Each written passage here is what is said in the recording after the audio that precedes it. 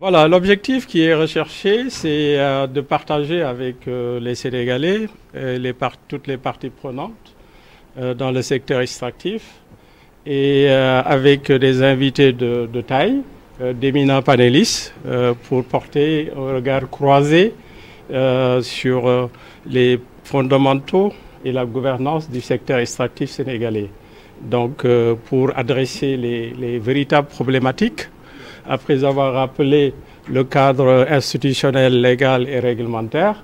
Donc, on essaie un peu de susciter davantage de réflexion pour aller vers une mise en œuvre concrète de tout ce qui est prévu comme réglementation. Donc, depuis la Constitution du Sénégal, à son article 25.1, qui proclame avec force que les ressources naturelles appartiennent au peuple sénégalais et que leur exploitation doit profiter à l'ensemble des populations du Sénégal. Donc de sorte à assurer une bonne gouvernance et sans également exclure une gestion écologiquement durable.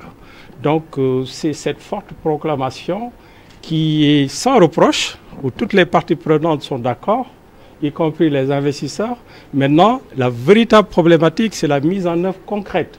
Donc nous, ici, on se propose de susciter la réflexion, le débat, pour adresser les véritables problématiques, non pas uniquement pour parfaire le cadre légal et réglementaire, mais également pour aller vers la réflexion concrète pour la mise en œuvre pratique.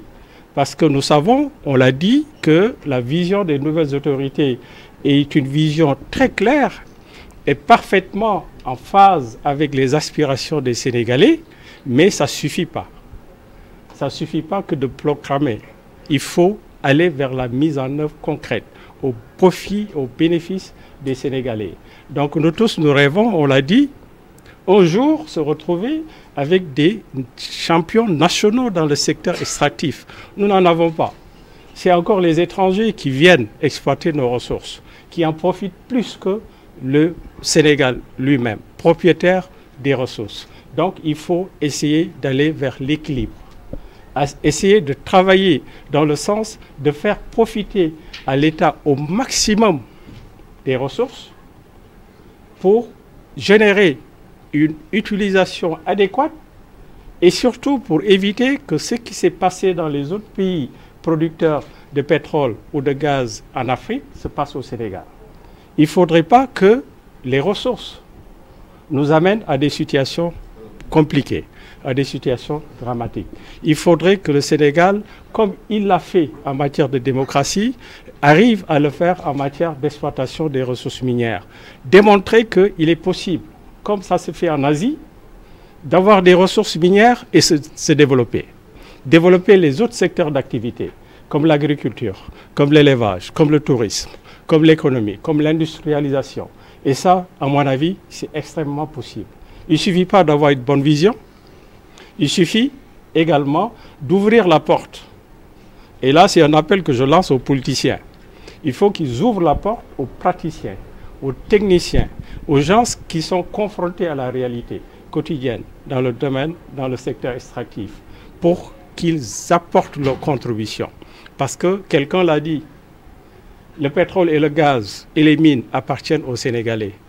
Ça appartient à vous et à moi. Donc chacun a le droit de se prononcer sur ça. Chacun a le droit de s'intéresser dans la gestion, dans la gouvernance de ces ressources-là.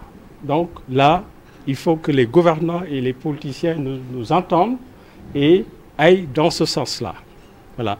Donc ça, c'est vraiment ça l'objectif recherché à travers ce panel, cet événement que nous organisons et qui n'est qu'un début.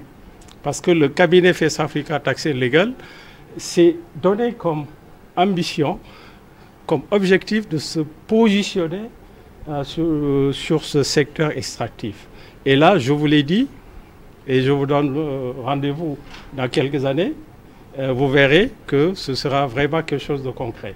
On sera extrêmement présent parce que c'est notre Sénégal, ce sont nos ressources. Donc en tant que cabinet conseil, il faut qu'on se positionne. Il ne faut pas laisser la place aux cabinets étrangers qui viennent comme ils ont l'habitude de le faire dans les autres secteurs, qui prennent tout et qui nous font travailler. Nous, on veut inverser les choses. C'est nous qui allons leur faire travailler. Voilà, parce que c'est notre Sénégal, ce sont nos ressources et nous sommes mieux habilités à conseiller qui que ce soit, y compris l'État et les investisseurs.